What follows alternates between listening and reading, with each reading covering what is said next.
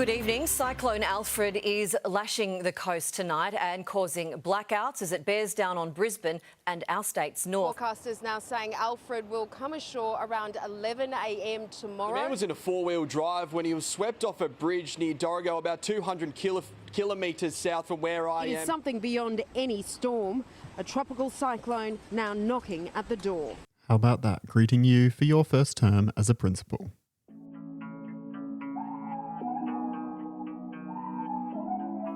My name is Michael Murphy, and this is episode 7 of Vacilando. Today we meet again with Jess Chesterfield of Uranley Primary School, and of course we need to ask, how are you going? I'm going really well. I still have those same answers to the start about how much I love it and how out of balance my work-life balance is, but I am going well. Any changes to the work-life balance thus far? Not positive ones. Okay, tell us more. As you know, we had a cyclone, and because we are on Griffith campus site, there's a lot that comes with that. But for us, it meant that they could make the decision to close us for safety. So whilst other schools were closed for 3 to 5 days, because of our beautiful trees in the forest and all of the rain, we were closed for a week and a half. See, I didn't realise you were closed for that long. I made a point to look when it was all kind of going on, and I saw Uranley was closed, and I thought I'd lay off. I wouldn't contact you straight away. But okay, can you talk us through where that started? Almost no one has closed. Well, I suppose everyone's closed the school now. You know, in a COVID sense, but this is unusual for people, right? Natural disasters aren't super common in Australia. Obviously, we get things like bushfires coming through. Flooding is more prominent in Queensland and northern New South Wales. But can you talk us through, you know, from the early stages of that event occurring, and then also probably operating at the different levels? So you've got family Jess that's thinking about that for your home. You've then got teacher Jess. You've then got principal Jess, and I know we should say could be Miss C or Miss Chesterfield, depending on who They're it all was. Miss Jess now. They know that. All Miss Jess. Would you be able to talk us through, you know, what's that like? Yeah, it was quite the adventure. So I think the thing is, as you said, most principals or schools, the people in them have experienced closure since COVID. And I do think a lot of places have natural disaster plans, but for their specific natural disasters, if that makes sense. So for example, that flooding in far north is far more common, and that's something that they're very prepared for. Cyclone is not something here we are prepared for. So our plans were largely around bushfires, given where we are in the forest. And we obviously had severe storm plans, again, with our trees. So there was not only the matter of trying to figure out and put in all these new policies and plans as they're going to make sure we're meeting everything, but also then the practical checklists and safety things that you need to be able to do. The staffing implications as well. You have a lot of people in casual roles and things like that. We are different because our OSH is completely integrated. So there's a lot of implications for those staff too around their pays and what would be happening there. And then given that ours was a closure dictated by someone other than us, we actually only had 15 minutes of when notice of the closure occurring before the end of business the prior day. So we had quite a short time frame to build that in and to feed that back to our families, who are obviously also watching all of the things that are going on in the news, and they are just as worried for themselves. And for some of them, their businesses closed earlier than that. So we had that element as well. The day that we were closed, we had to close OSH early because that was the day the cyclone was supposed to hit overnight. So trying to determine not just whether our staff could get to the site safely, but whether they could leave safely and whether our families could get in and leave safely as well. Then we had the factors as well, your children of essential workers. So because of the way our site was closed, we legally couldn't come on site at all. So it's not a matter of certain buildings being closed or anything like that. And as the period went on, there were less impacted areas. But you can't just open an alternate site in independent schools, Queensland. It's a 12-month process. So we actually had to get quite creative with NASEP's support. And we had a 2-day excursion to a nearby high school who was happy to let us have their hall for free so that we could experience supervision. And that excursion was offered only to our children of essential workers. So there's definitely been some very creative problem solving. And that's just Principal Jess. Mum Jess had her own children at home. Their school was supposed to open and it didn't. So we dropped them to school one day and the generator that was organised and approved didn't work. So it had to close and we had to pick them back up. When they were able to return, they were on generators and portaloos for 2 days. And the other one we had as Mum Jess and Principal Jess combined is the Monday we found out about the cyclone and the likely closures ahead was the day Henny Penny Hatchery dropped off a dozen eggs for us to hatch for our preps. So not only did we have those, but mid-cyclone, they had to come home with me, the eggs in the car, keeping the incubator alive and heated on my heated car seat until we could get them home. Their hatching days happened to be the exact duration of the cyclone. So our children did miss that. So I was trying to take photos and videos of it. And of course, my children fell so in love with them that I still have 4 of those chickens, even though Henny Penny has long left us. This is like a lifetime of principalship compressed into just 1 or 2 weeks.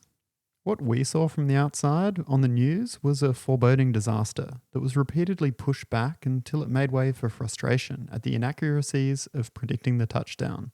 What was it like for you and the community? It was really hard to manage from the decision side of things. We were fortunate our parent community had absolutely no anger around the delays or closures. If anything, they would have been in support for us to close longer in the early stages when we were making the decision. They were very understanding of safety first for themselves and for their children. But the hard part was deciding financially and practically and logistically when to make that closure, because we did have quite a bit of notice for cyclones, or at least what I'm used to growing up in the far north. So by Monday, we knew a closure was coming. And at that point, it was predicted to hit Wednesday with speeds of 190 kilometers an hour. So the rain wasn't there, but the wind was. And again, for those unaware, we are under gum trees, and gum trees are really famous for falling and breaking. So we were based off that prediction. The hard thing was a lot of other places don't live amongst the trees. So they were making decisions Thursdays and Fridays. So every time the data kept getting pushed back, it kept suggesting we should stay open longer. But you also can't 100% rely on a weather prediction, because if it changes, we're in a circumstance where people aren't safe and they're not able to safely travel home. So we did end up deciding to close. And then on the afternoon that it was originally predicted to come, and it had moved into the night on the Wednesday, it didn't really hit till the Friday then after that. But each time it moved back, it was sort of in 6-hour updates that we realized that was further and further ahead. So I think that would have been really, really difficult if you had a different community that desperately needed to be at work for those 2 days, or was in a position where it was a really upsetting, difficult decision for them to not be able to have their children at home. And I imagine there are a lot of principals in that position, and it would have been really hard, because just as much if you hadn't called it and something had happened, that's even something bigger that you need to have on your conscience, and even more that people would be angry about as well. So if anything, the forewarning and then the constant change of predictions made something quite difficult, because it wasn't as simple as a yes or a no. It was a constant watch this space, and then also understanding that your community needed time to respond. It wasn't just your decision to close. You had to be able to tell them so that they could arrange alternate care. Yeah. So that was a very tricky space. But I think you're completely right. And there's nearly a remnant frustration for the time period the weather event occurred in. Fortunately for us, we didn't have a lot of that there. We just had families eager to get back, to the point that we went to online learning in the second week, and our PNF was organising catch-ups in the library, where 16 kids were coming in to do their work on the library, and I got to go visit. So I had definitely a bit of a that's unique incredible. context probably to others. So in those 2 weeks, we had excursions to local high schools and impromptu under-the-table library bookings. PNF driven, thanks to their amazing ambition and thoughtfulness for their community, yes, because we, again, can't just open alternative sites for that time period. When you interviewed for this role, it was all about the right fit. But I'm pretty sure this wasn't the type of fit they were talking about, right? I mean, to be fair, they did tell me that a flexibility would be required and there would be a lot of unexpected challenges. So I guess maybe But I think honestly, they were probably talking more about the fact that because we're on Griffith's site, we have a lot of challenges coming up over the next few years, because Griffith is handing over the Doggett back to state government, which impacts our lease, the future site, what that looks like, and we have no information there. So I think when it came to the unpredictability of working with the bodies and the properties that we work on, I think it was more long-term strategic planning, less natural disaster response. I'm sorry to go on about this, but I keep having to pinch myself that this was 8 weeks into Jess's principalship and that she's also got the impending closure of her site to deal with. One of the reasons Jess said that she was hired was because of the right fit and the right values, but we haven't heard Jess speak about the skills and capabilities yet. Jess, given the complexities of this term, what are the skills that you've got or that you've developed that have enabled you to thrive in this complexity? Good question.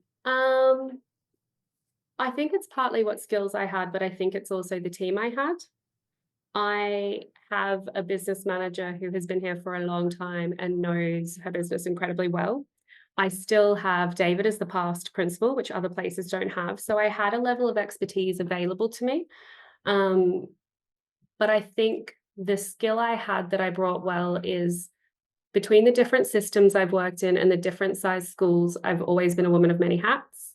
So that ability to know that what you don't know, you can learn, and there are experts there and they can get there. So at no point in this process did I go, I 100% know what to do with a cyclone. I've got this sorted. Doesn't matter that I've been through multiples of them in my life. I've never been through them as a principal. So immediately it was, let's look at the strategy, the process, the requirements that we need. Priority 1, how do we keep people safe? Priority 2, what information do we need to make sure we're communicating to do that? And that was a lot of being able to use the governing bodies and to ask the questions. There are always people with these answers, and it can be as simple as calling the accreditation board and saying, hey, can I go for an excursion? To suddenly be able to make something like that happen. And even that excursion came from a parent suggestion, not the excursion themselves, but a parent remembered during flooding in another area where they lived, students went to a local high school, and she was an essential worker parent and suggested, could something like that work for us? So it was kind of taking the ideas from many places. It was our chairperson who had mentioned, but they can go on an excursion. And she hadn't necessarily said it as the solution, but was more a question around why is there this different regulation? So I guess my skill is to be able to ask enough questions from people who know more than me and find a way to bring them together into something that's a little bit creative and a little bit different for a situation that none of us are actually ready for.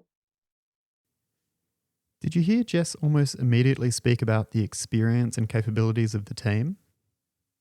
To highlight Jess's growth as a principal and growth within herself over the course of this year, we now hear Jess recognising, labelling and owning the skills and capabilities that she had in dealing with this situation. Lots of people have a good team around them and don't thrive. There is a skill in asking the right questions of the right people and listening when you need to listen, speaking when you need to speak, and owning the responsibility. Jess is absolutely owning that she is a woman of many hats, that diverse experiences in the past are experience that have developed the skills required to be the best Jess for these complex situations.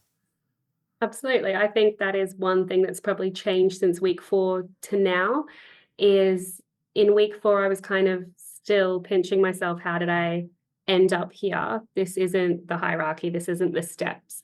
Whereas now I think I'm more grounded, hopefully grounded confidence rather than arrogance, in the fact of, exactly as you said, acknowledging that that diverse experience is experience and it is valuable and it is a skill set. And perhaps part of the biggest strength of it is that it lies out of the standard traditional system, because I am not in a standard traditional school. You said I'm arts teacher Jess, or my students will know me as art teacher Jess first and foremost, and then an irony that one of the great strengths is flexibility, is creative problem solving. It's all of those art teacher strengths. You can see the background coming in for sure. Collaboration, very much for the arts. What skills did you develop?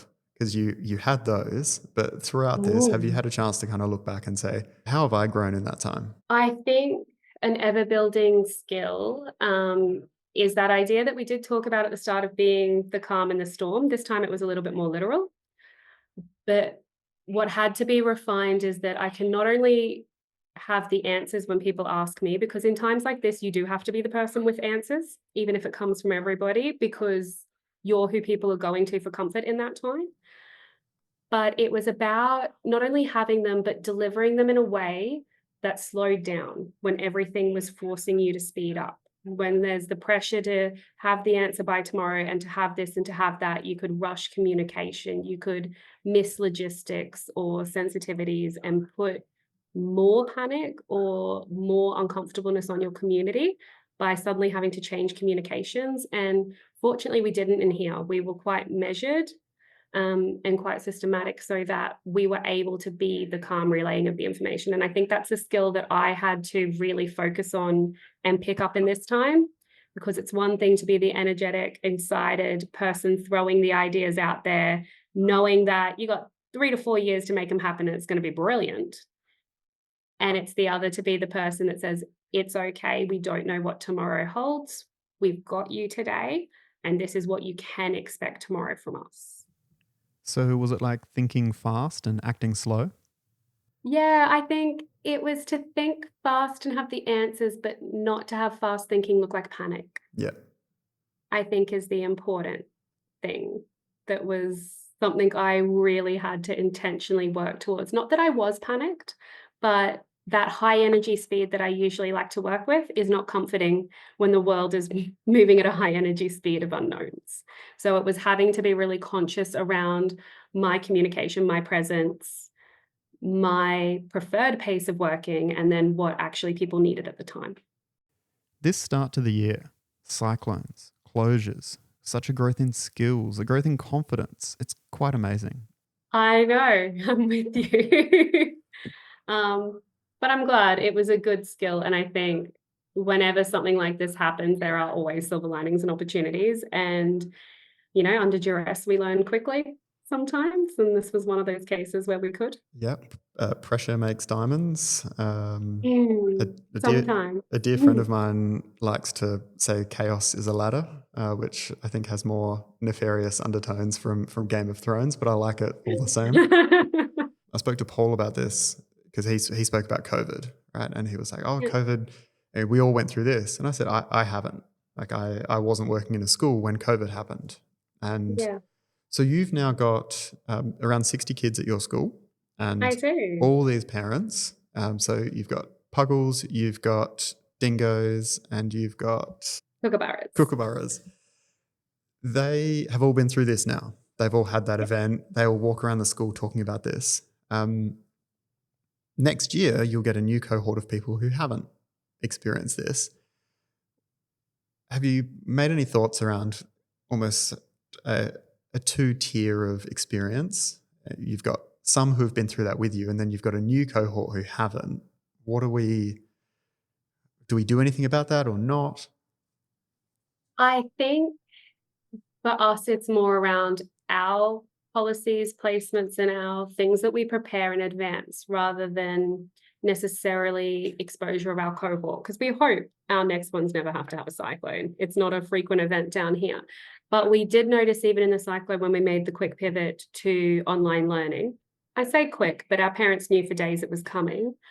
And we had sent home devices in advance and things like that. However, it was really clear the children of COVID and the children who were not. Because the children and the parents of COVID jumped into online learning. We sent out a schedule. They knew where to be. They knew what they were looking for. Again, that calm was there.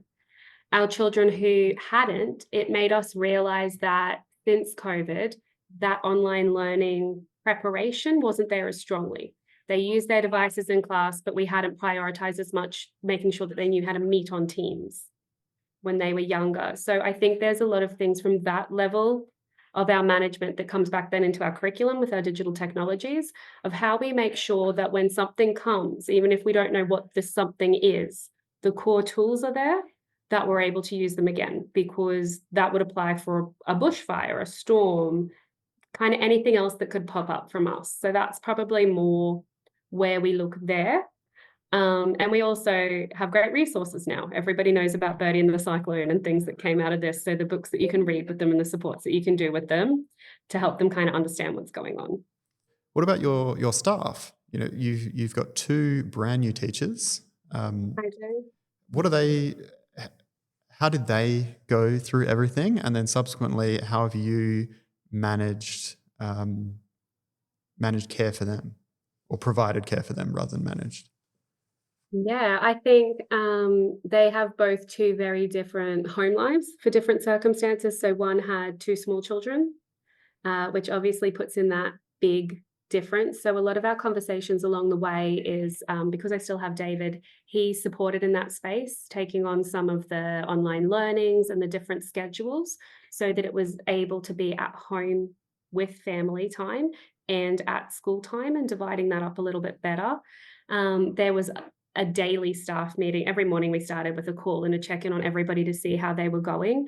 And we were really clear along the lines, if you are in a circumstance you cannot work or you cannot do these things, tell me, don't worry about it, we've got it. We had staff without power. We had staff without road access. We had staff with flooding. So as always, first priority is their safety and is making sure they're all right. And if we couldn't get them on the staff meeting, we're doing phone calls and we're checking in. For my other staff member who didn't have children at home, it was actually oddly, she felt quite guilty, I think, that it was a bit of a break. It was a bit of a moment to sort of decompress because she happens to be in a younger age group where it was the morning check-in and more practical activities they were doing at home rather than, essay writing and things like that. So it was incredibly hard for her to be stuck in her apartment for the whole time, I am sure, absolutely, as an outdoor person. But I think her own personal skills came through really well there, and we supported just taking that time to use the opportunity to slow down, to breathe, to do the things that you need to. So I honestly didn't have to provide a lot. They're incredibly resilient people. So we just kind of kept communication channels open. And I think as newbies as well, they're in the same boat as those students we were talking about, where the other staff have done COVID. So where we originally, when COVID happened, we panicked. People didn't know, do we start with the staff meeting? Do we look into each other? How does Teams work? What do we do with this? What does a day on a computer look like? Here, we were able to go, we're going online. This is our schedule for the day. These are the expectations. These aren't. These are your people you need. And I think seeing other people there who knew how to do it and kind of were there beside you probably was quite helpful, I think. So a lot of our support was sort of just presence, I think. With all our principals, we've spoken about fit. So, Jess, does the jacket still fit? I think from the start, the jacket felt like it fit on some fundamental level of this is the right challenge, this is the right place, I am the right person for here. I think the difference is as it goes along, as we know, there's those ups and downs, that end of honeymoon periods, those practicalities, the feedbacks you get from your community, things like that, that have changed along the way. Not so much for me wondering if I fit, but wondering which skills are required here, because every place needs something else.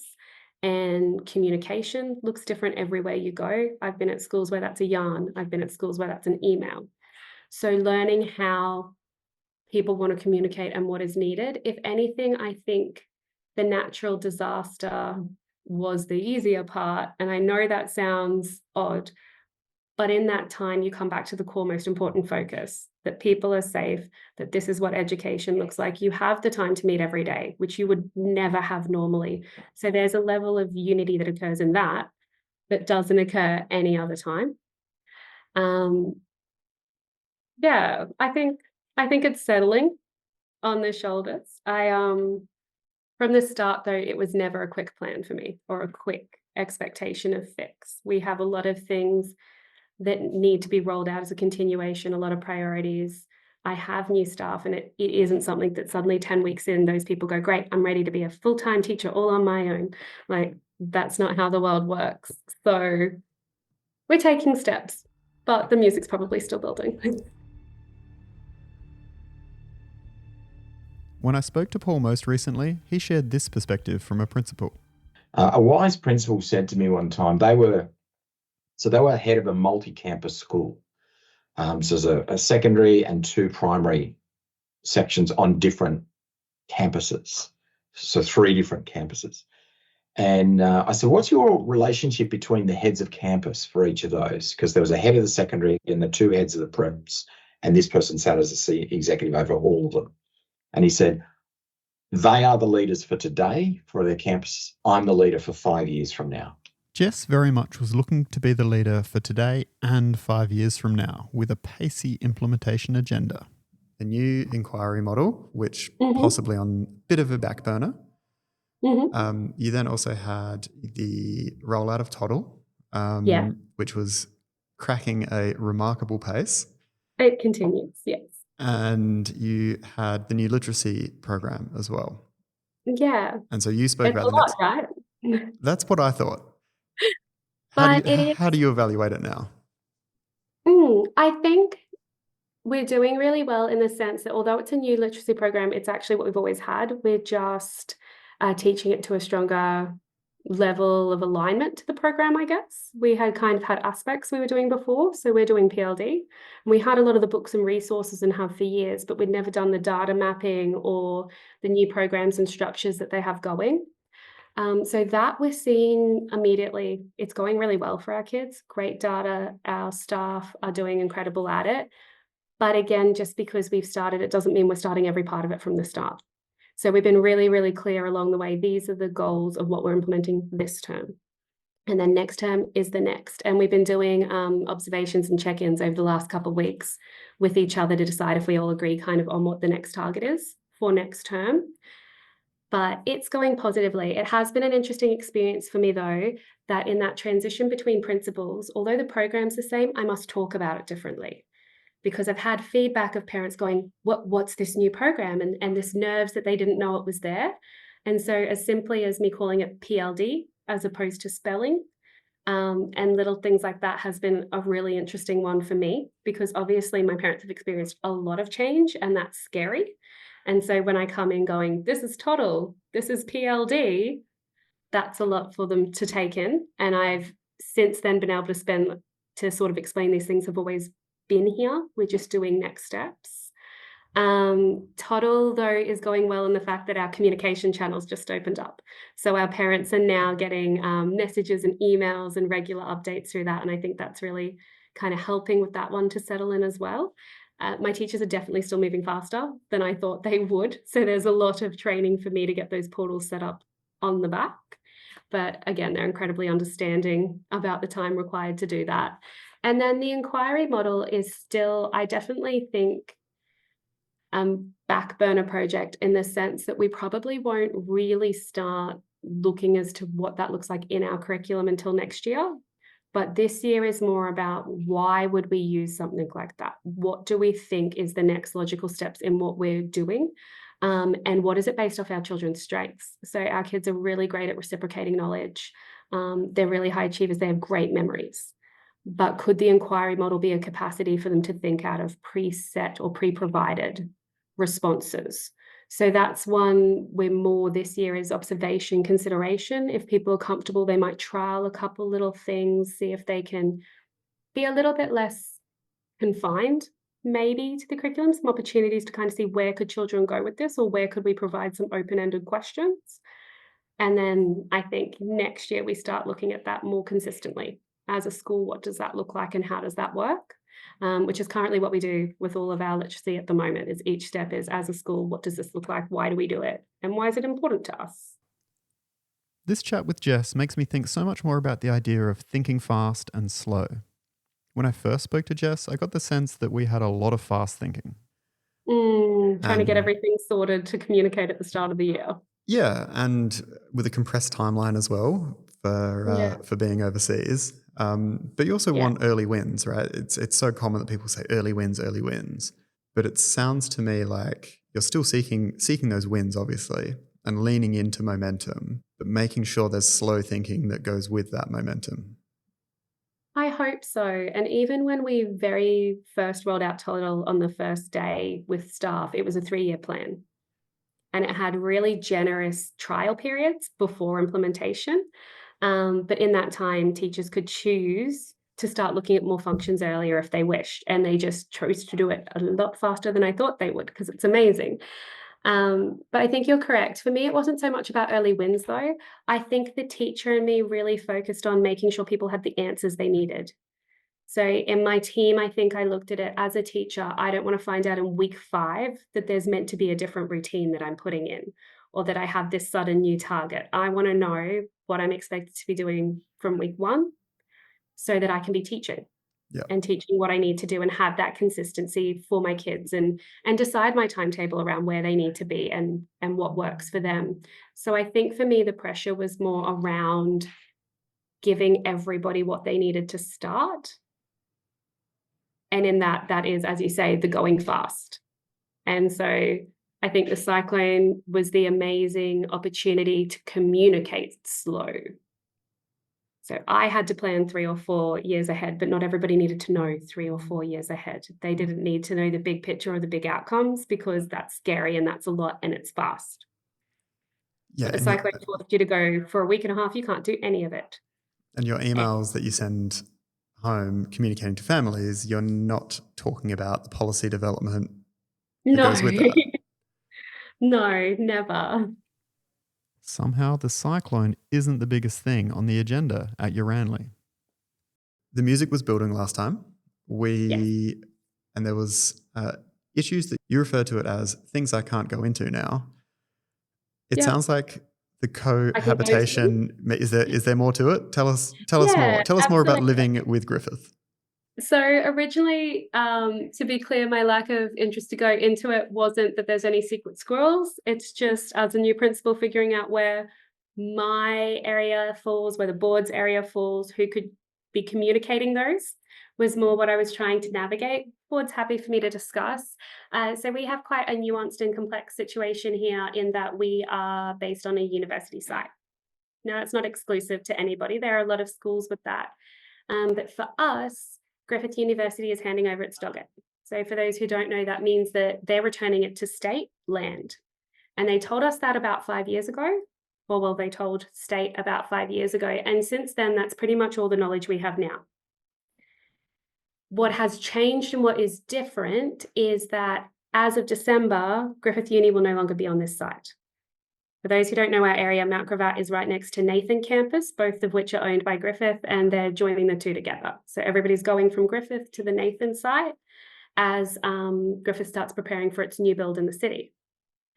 So our complexities range from everything of what happens to our power, our water, our security, when every other part of this site is essentially closed, to how do I, as a person brought in to make a strategic plan for 3 to 5 years, do that when nobody can even tell us when this dogget hands over, when it goes to state, what does that look like for us, and whether there's construction, development involved. And of course, for those who know the next level then from that is, we would love to expand. We would love buildings. We have enrollments to 2029. We have families who would love to stay with us and have a high school. You cannot get grants for those kind of works unless you have a long-term lease. And you can't get a long-term lease when you don't know who you're leasing from. How does it impact your day-to-day? It can be quite impactful because you can't ignore one to do the other. So you have your day-to-day operational demands. You want to have your times to be in your classrooms, to be with your teachers, to be focusing on your curriculum. But long-term strategic plans and visions aren't something that you can suddenly do in a weekend when you have new information. And the increasing challenge for us is, in this process, there are elements that are responsibility of Griffith. There are elements that are responsibility for state. And when we communicate with each, because we haven't been able to communicate with them together, each assigns those responsibilities to the other area.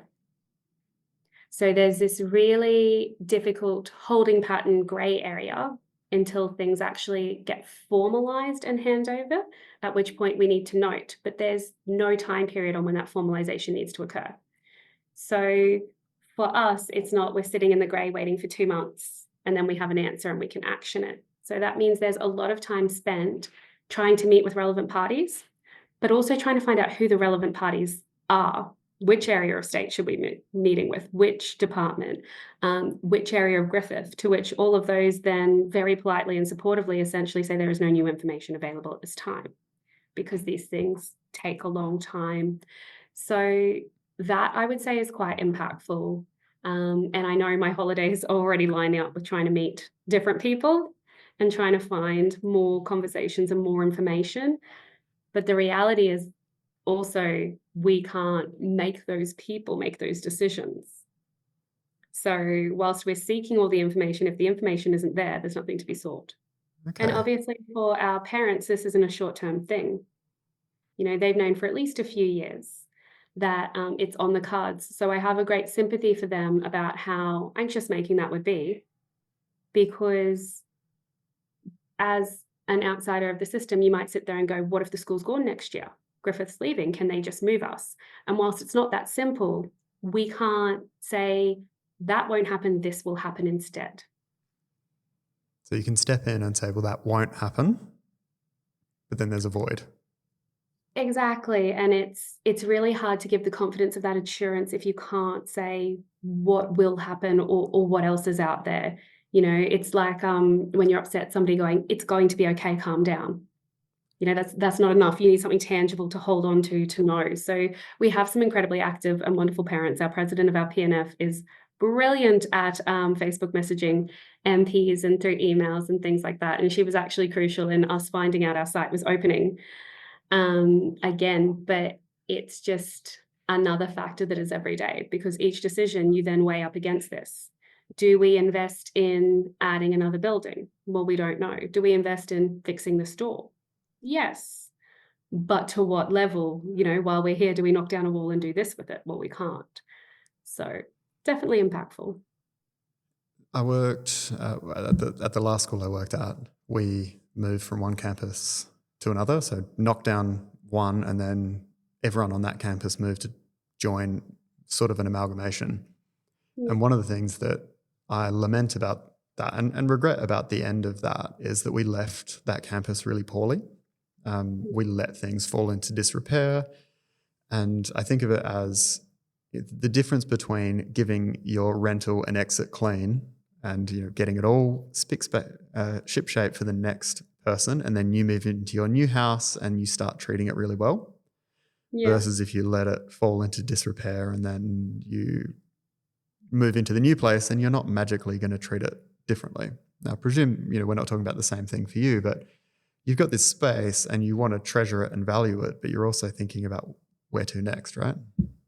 Yeah, and I think the other thing that is interesting for us in this closure process is because these buildings are being closed around us, we obviously don't access them anymore, and some of them we were able to before, but it means that you are sitting aside right next to incredible science labs whose doors are just being closed, or incredible art spaces, for me obviously is close to my heart, where those doors are just being closed and you think that space could fit 2 of our classrooms in it. You know, so I think that's an equal challenge as well, to sit in a place where you see so much potential in what is around you and how grateful your community would be for any of that access or any of those opportunities. To be able to run our musical in those spaces again would be amazing. However, we've been told we can't. So even day-to-day things like our community musicals at the end of the year have all got to change because we no longer have those spaces for them. So it is a tricky one to see occurring around you. And it is something that I think we could be a part of a really interesting conversation to do amazing things for our schools and to utilize these facilities so they're not just sitting in neglect. But similar to what you said about finishing with one campus and moving to another, I think that might be quite reflective of Griffith's position. It's not financially viable for them to keep investing in this campus in the areas that we don't use when they've got the new one that they're building and doing. Paul speaks so much of the need for system support and support more generally to ensure that principal health and wellbeing is maintained and to ensure that we are caring for our leaders. Where I'm recording this interview, at the University of Adelaide, there's a merger taking place, and in 2026, the University of Adelaide and the University of South Australia will become Adelaide University. On this site is a school called University Senior College, and that school's led by the amazing Anita Zocchi. Anita is going through a period of uncertainty with universities just like Jess, and I'm wondering about the levels and types of support networks that we have for our principals. I've put Jess and Anita in touch with each other, but what form can support look like? Is it formal mentoring? Is it a meeting to discuss the issues in a boardroom? Or is it a glass of wine at the end of a day to lament on the complexity of the environments? You know, you asked about work-life balance and it being thrown. And I will say, when you mentioned the glass of wine, my days are still currently at the moment the boardroom, the classroom, the office, bedtime, lullabies, couch, work, sleep. There isn't a lot of glass of wine opportunities or conversations where it isn't within that context of it being relevant to all people in the room and an outcome really needing to be achieved or steps reaching towards that. So I guess you didn't understand the question, but I would definitely say I didn't ask the question, but I would say for me, I think opportunities to be able to do that are going to be something that's really important to kind of sustain for the next step so that your whole world doesn't sort of become the processes of what's occurring around you. It's been an absolute joy to hear how Jess sees herself as the principal of Uranley after term 1. Alongside that, there's been this recurring theme of balance, pressure and intensities that are connecting with some of the adverse findings that we've seen in the Australian Principal Health and Wellbeing Survey. I asked Jess, hey, have you looked at the data? I haven't yet, but it's really interesting because I've had them cited to me a lot already. So I definitely know they haven't come out favourable for principals because even parents, but also the board have sort of said, did you see the results? What about this? And the irony is, as we're sort of sitting there talking about all these elements and everything that needs to be done in the next 3 weeks, we're also at the end of that going, gosh, what shocking survey results. And it's a very strange juxtaposition between, I could see it, I could see how those things could correlate because it is constant moving timeframes and it is constantly on. And even if you're very intentionally disengaging, the moment you're back in, it is constantly on again. There is no slow for yourself. There is no rest in the workday. And at this point, no rest at night either. Only if it's intentional restorative, I think is the thing. And that's probably why the glass of wine struck me so much is I absolutely do take nights off. I take times to be with my kids, to be with my husband, but it's a very intentional blocking out of that time because I know I need it for myself. It's not like you can suddenly sit down and go, I have a free afternoon. Yeah. That kind of doesn't exist. And there's a lot of pressure on that block time, right? Yeah, absolutely. And I had a colleague I used to work with, and we always had kind of a code based on something she'd read that said sometimes you just need 8 minutes. 8 minutes with somebody to vent or to hold space. And so we always had this thing, if you walked into the office and said, I need 8 minutes, they have your whole focus for that 8 minutes. So it's not that the times have to be extensive, that you're connecting or communicating or stepping out of the space. It's just that having those times to do it without the pressure, I think is probably the challenge that I think correlates so much to the data that we're seeing for principals because, and it's the same for teachers. We see those burnout datas and things because even when you take the moment, we're so trained to feel guilty about it. Or it's a favor we're doing ourselves rather than necessarily our entitlement to our balance in our life. So having taken a lot more than 8 minutes for this episode, I hope she's been able to take something from our conversation too. Yeah, absolutely. It's always good to reflect. I think that there's a lot of things, again, with that projecting forward and always sort of having to be the person preparing the next steps. These are great opportunities that you always kind of go at it from a different side that I'm not expecting and force me to think about something I haven't thought before. And I actually quite enjoy that. I know force makes it sound negative, but again, it's saying there is a time that you need to stop now and think about these things and kind of allocating that time. And yeah, I always move away from the reflections going, wonder what's coming next.